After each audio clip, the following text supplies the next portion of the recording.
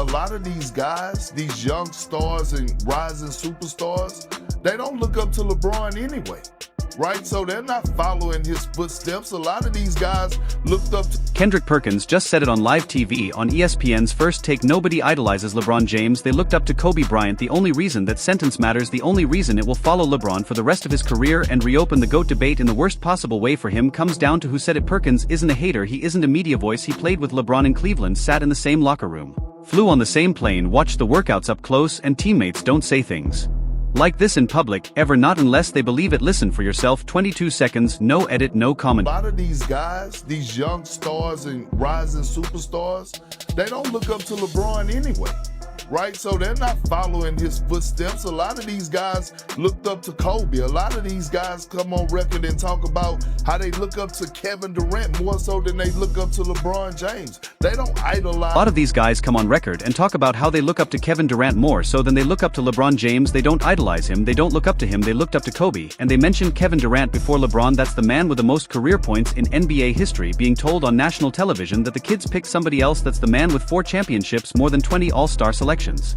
4 finals MVPs and 4 regular season MVPs, being told his face isn't on the wall in the bedrooms of the next generation. And the man saying it didn't deliver it as a take, didn't deliver it as a punchline, he delivered it as a fact. The way you state a final score, the way you confirm a player has been ruled out for the night. So who is this man, and why does what he said today on First Take matter more than what every analyst on every network said all year before he was a TV personality, before he was the guy fans love to dunk on for his takes? Kendrick Perkins played 15 seasons in the NBA as a starting center. He won a championship in Boston in 2008. He played in the finals as the enforcer next to Garnett, Pierce, and Allen. He played for the Thunder alongside Durant, Westbrook, and Harden, then for the Cavaliers, and in the back half of his career he landed in Cleveland on the floor next to the most powerful athlete in the world, right when the king was rebuilding the throne. And what he saw inside that building, the routine, the obsession, the way LeBron organized his entire life around being the most idolized basketball player who ever lived. That's the part of this story that turns the line from a take into a verdict. But hey, race where the verdict gets worse, because Perkins isn't a man who leaves a job half done. He didn't just take the crown off the king's head and drop it on the floor. He picked it up, he turned to the camera, and he handed it to 2 specific players, 2 names, and the names he chose are the part of this video that should make every LeBron fan watching right now sit up straight.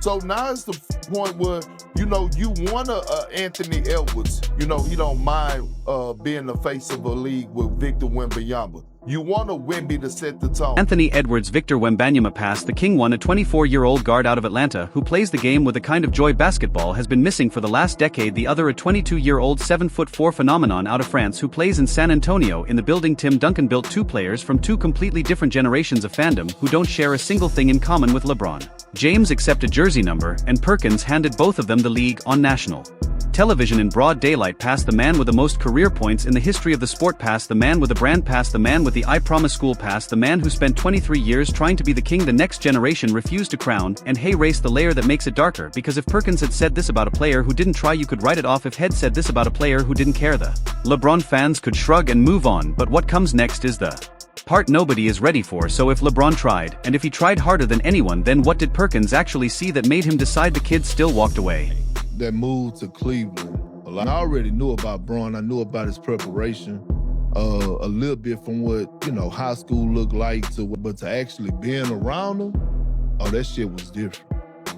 You know what I'm saying? That shit was different. From his whole life is planned out like a... That's the word he used, not a CEO, not a coach, not a general manager, a president. And Perkins, who has played alongside 4 of the most disciplined and obsessive players of the last 20 years, said the same thing every time he tells the story. Had never seen anything like it, not even close. Not Garnett, the most psychotic competitor of his generation, not Pierce, the man who studied film like a coach, not Durant, the most skilled scorer of his era. Not one of them ran their life the way LeBron ran his. And hey, race the layer the casual fan never thinks about. The man Perkins is about to describe with the schedule and the workouts and the STEM units is the same man who on paper in a film room should be the most worshipped player in the history of the sport. He earned it, he built the resume for it, and Perkins on First Take just said it didn't work. So just how extreme was the routine that didn't even buy LeBron the idolization he was chasing? He'll get up at 5 in the morning.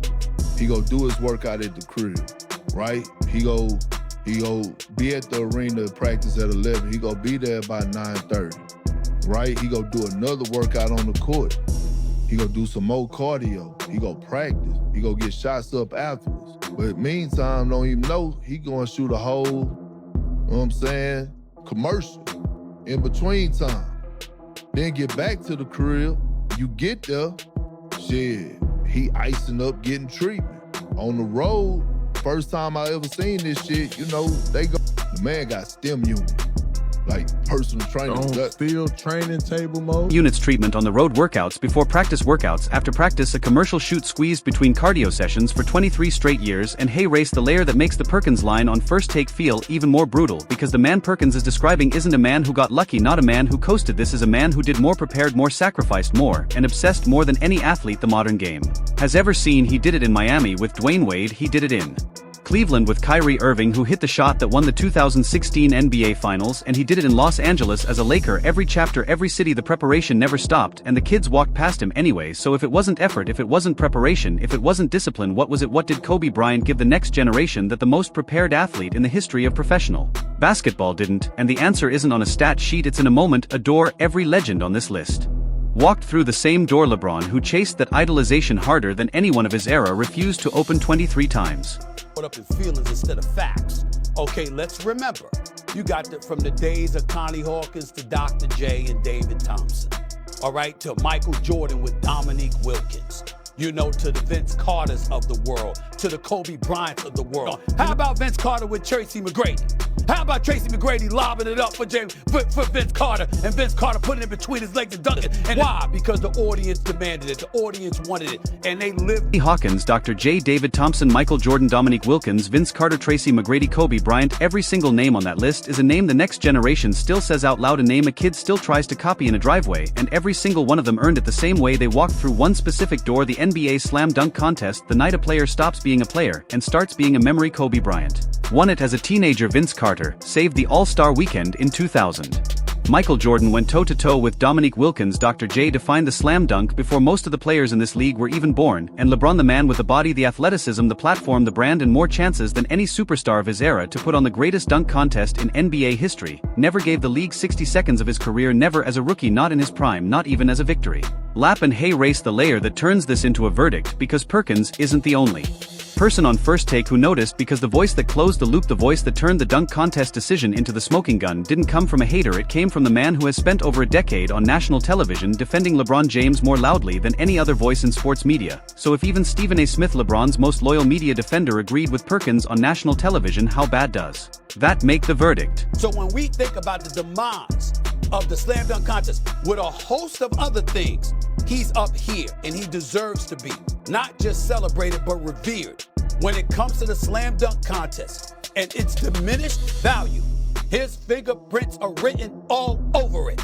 The language a prosecutor uses in court, and the man using it is the same man who has gone to war for LeBron James for over a decade on national television, the loudest LeBron defender in sports media, the man who has fought every analyst, every commentator, every former player who has tried to argue otherwise in the GOAT debate. And on the same morning, Perkins said the kids picked somebody else. Stephen A. stood next to him and agreed. Period. That turns the line into a turning point, because for the first time in 23 years, LeBron James has lost the room, not just the kids in the driveways, not just the rising stars in the league. He's lost the man whose voice has carried his legacy through every storm. And what Stephen A. is really saying is the part nobody in the building wanted to say out loud. The door was there, the door every legend walked through to become a memory. And LeBron, who chased that idolization harder than anyone of his era, refused to open it 23 times, and that's the dark cost no one on First Take said directly. You can be the most prepared athlete in the history of professional sports. You can wake up at 5 o'clock a.m. for 23 straight years. You can plan your entire life out like a sitting president. You can break every scoring record the league has ever kept. You can win 4 championships. You can build the I Promise School. You can build the brand, and the next generation can still walk past you, because